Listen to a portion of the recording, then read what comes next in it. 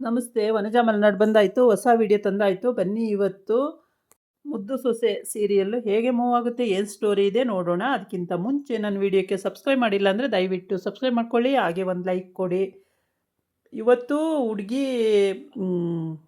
ಹುಡುಗಿಗೆ ಹೆಂಗೆ ಗೊತ್ತಾಯಿತು ಅಂತ ಗೊತ್ತಿಲ್ಲ ವಿಷಯ. ಅವಳು ಕೂಡ ಅಲ್ಲಿಗೆ ಬಂದಿಯಾಳೆ. ಇವನು ವಿನಂತಿನ ಮನೆಯಲ್ಲೇ ಇಷ್ಟು ಒಳ್ಳೆ ಗಿಣಿ ಇಟ್ಕೊಂಡು ನಾನು ಊರೂರು ಅಲಿತಾ ಇದ್ದೀನಲ್ಲ ಅಂತ ಹೇಳ್ಬಿಟ್ಟು ಇವನು ಅವಳನ್ನ ಹಿಡ್ಕೊಂಡು ಮುತ್ಕೊಡೋಕ್ಕೆ ತಬ್ಬಾಡೋಕ್ಕೆ ಮುತ್ಕೊಡೋಕ್ಕೆ ಹೋಗ್ತಾ ಇದ್ದಾನೆ.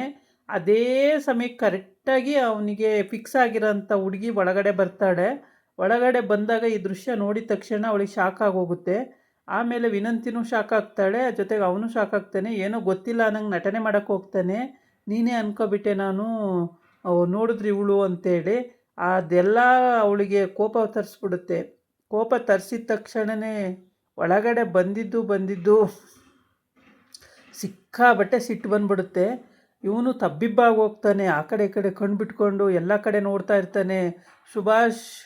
ಸುಭಾಷನ ಕತೆ ಗೋವಿಂದ ಗೋವಿಂದ ಆಗೋಗುತ್ತೆ.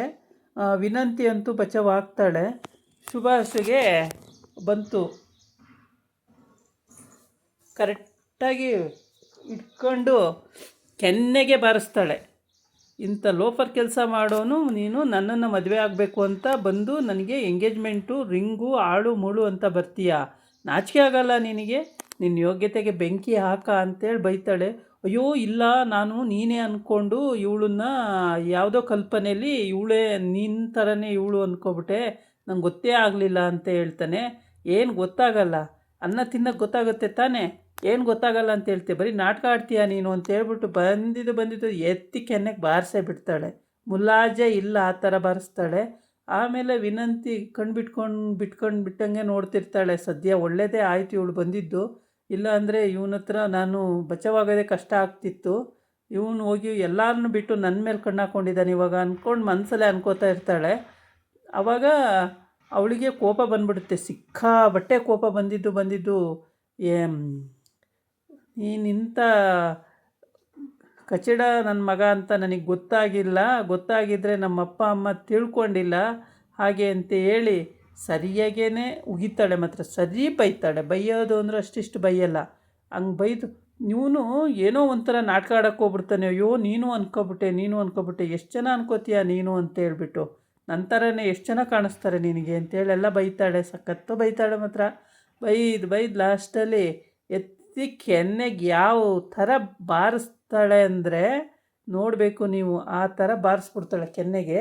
ಬಾರಿಸಿದ ತಕ್ಷಣವೇ ಇವನು ಇಲ್ಲ ನನಗೆ ಗೊತ್ತಾಗಲಿಲ್ಲ, ಕ್ಷಮಿಸು ಅಂತ ಹೇಳ್ತಲೇ ಇರ್ತಾನೆ. 2-3 ಏಟು ಬಾರಿಸಿದ್ದು ನನ್ನ ಒಂದು ದಿವಸ ನನ್ನ ಮುಖ ತೋರಿಸ್ಬೇಡ ಅಂತೇಳಿ ಬೈದ್ಬಿಟ್ಟು ಹೋಗ್ಬಿಡ್ತಾಳೆ ಅವಳು ಹೋದ್ಮೇಲೆ ಇವನು ಅಲ್ಲೇ ನಿಂತ್ಕೊಂಡು ನೋಡ್ತಾ ಇರ್ತಾನೆ. ಅಷ್ಟೊತ್ತಿಗೆ ವಿನಂತಿನೇ ಹೇಳ್ತಾಳೆ, ಸುಭಾಷ್ ಮಾಮ ಹೋಗು ಓದ್ಲವಳು ನೋಡು ಎಲ್ಲೋಗ್ತಾಳೆ ಅಂತ ನೋಡು ಅಂತಾನೆ. ಹಾಗೆ ಬಿದ್ನ ಅಂತ ಓಡ್ತಾನೆ ಆಚೆಗೆ ಓಡಿದ್ರೆ ಅವಳು ಸಿಗಲ್ಲ. ಅವಳಿಗೆ ತುಂಬಾ ಕೋಪ ಬಂದಿರುತ್ತೆ.